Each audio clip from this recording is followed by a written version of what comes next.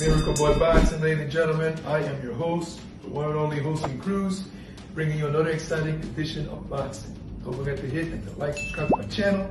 It's always greatly appreciated. Stay tuned. Miracle Boy Boxing, ladies and gentlemen. I am your host, Hosting Cruz, and guys, Rafael Espinoza has retained his WBO World Featherweight title with a TKO victory over former world champion, two-time Olympic gold medalist, Rubiesy Ramirez, in the co-main event of Valdez Navarrete 2, who I will talk about in my next video. But let's talk about this co-main event. Now, this co-main event was Fight of the Year a year ago. Both guys hitting the deck in that fight. A lot of give and take, punches on punches, in bunches. You hit me, I hit you back harder. Fight of the year. A great fight. So coming into this rematch, and after the fight, I was hoping these two guys would go right at it so that, Rubiesy can get the opportunity to have a chance to get his title back. He barely lost the first fight. And coming into this fight, I expected another war, another barn burner. And I felt Rubiesy had a chance to get his title back because I always felt that Rubiesy, because of his talent, Olympic gold medalist 2 times, and being the world champion already winning the world title, and as skilled as he is, he can make adjustments. A lot of people coming into this fight, a lot of people are also saying that Rubiesy had the chance to win. Some even had him as a favorite, even though Espinoza beat him last time and took his title. Because Rubiesy is talented, skilled, can box, can brawl, and they felt like I did that Rubiesy can go in there and make adjustments. And the first 4 or 5 rounds, Rubiesy was winning the fight. He was on the outside, catching Espinoza in between shots, peppering Espinoza with the left hand repeatedly like he did in the first fight. Espinoza's defense is not so good, and he was just lighting him up, man. And it was looking like the first fight. We had a little good exchanges there until the 6th round, where Espinoza landed a right hand right on the right eye, I believe, yes, of Rubiesy. And Rubiesy stunned the boxing world, stunned me, because I was so hyped for this fight, excited, because of how great the first fight was. And Rubiesy ate that right hand, took it right on the eye, turned his back, put up his right glove, and told the referee and everyone else, I'm out of here. I'm out of here. And that, a no mas situation. Definitely looked like Duran when Duran turned his back, put up his hands, his glove, and said, no mas, no, I'm done, I'm out of here. And that surprised me because Rubiesy has been a tremendous fighter throughout his career, amateur, pro, world champion. So for him to turn his back and quit in a fight, regardless of what happened, eye injury, orbital bone fracture, getting elbowed, Rubiesy said he kept getting elbowed. The referee wasn't doing anything about it. He had double vision. And he said that was the reason for him stopping the fight, not fighting no more, of not wanting to fight anymore, because he felt his health was in danger. And, his boxing is a hurt business. It's a brutal sport. And we always say, protect the fighter at all times.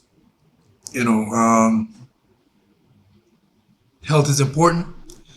It's very important to leave that ring healthy, so you can go back to your families and all that stuff. But this is boxing.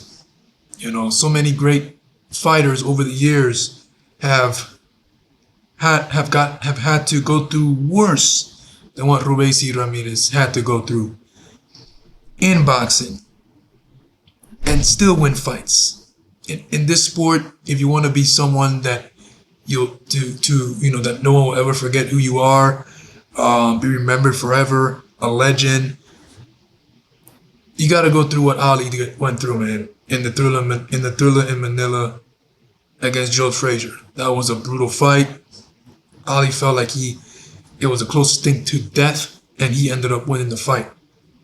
Mickey Ward went through all kinds of double vision, concussive shots to the face and head in his fights with Arturo Gatti. Arturo Gatti, same thing.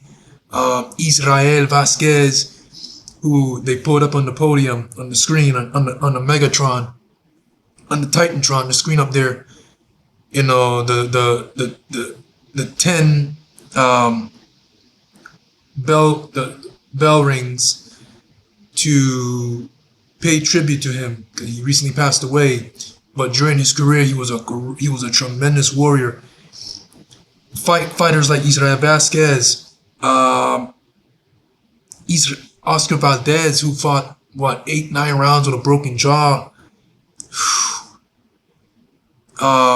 Bradley in his fight with Ruslan Provodnikov. So when you think about those fighters and those fights that I mentioned and what Rubiesy Ramirez did, you tend to question, does Rubiesy still want to fight? Because in boxing, what those guys and the fights that I mentioned, how they went through, Rubiesy Ramirez, he had to go to that place.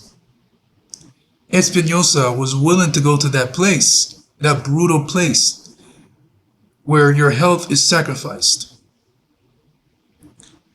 But Rubiesy said, "Nah, I did it with you already in the first fight. We had a war. I'm not gonna do it again with you. Especially if I feel like I can't see." And you can understand, you can understand. Rubiesy Ramirez is still human.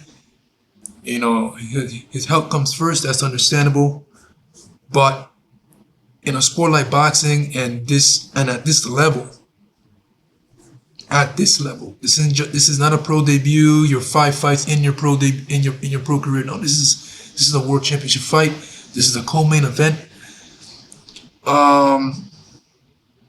In your most important fight of your career, this is your chance to get your title back. As decorated of a fighter you are, amateur, two-time gold medal winner, world champion, this is your chance to get your title back, and you turn your back and you said no mas, you quit. And I had Rubiesy to win the fight. I wanted him to win the fight. I felt he could have made adjustments coming in, and he barely lost the first fight. So I was shocked to see him do what he did last night. I was like, what? Even Espinoza was shocked. Like, what? Are you serious? Like, what happened? Yeah. And coming in, Rubiesy was hyped. He was excited.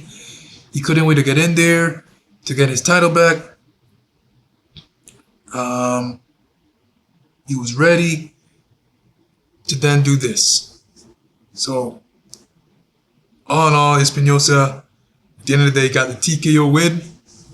Was able to stop Rubiesy Ramirez, or Rubiesy Ramirez was able to stop himself.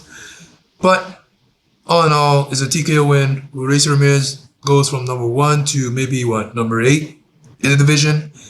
What's next for Rafael Espinoza, who's a dangerous fighter at 126, tall, 6'1". I mean, we all thought at welterweight Tommy Hearns at 6'1" was very tall, big and tall, and we got Rafael at 6'1" at 126. It's crazy.